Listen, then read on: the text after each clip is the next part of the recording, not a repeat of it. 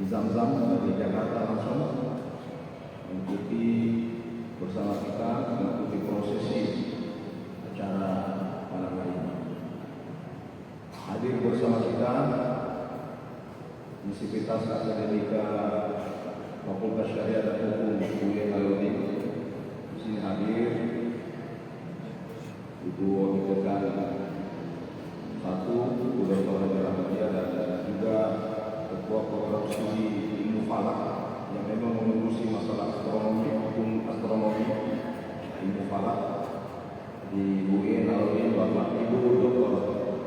Hajar Ahmadiyah, dan seluruh adik mahasiswa yang tergabung dalam program studi ilmu falak ini yang bagi-bagi video ini kita Universitas Akademika Ilmu Falak.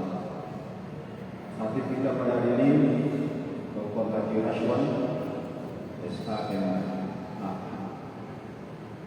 Karena itu sebelum kita mengikuti prosesi sholat dan khutbah, terlebih dahulu kita mendengarkan sambutan singkat berturut-turut Mukarram Profesor Dr. Basir Nasruddin sebagai ketua yayasan dan nanti akan dilanjutkan oleh Bapak Kabid Quraisy, Bapak Dr. pada beliau diselesaikan.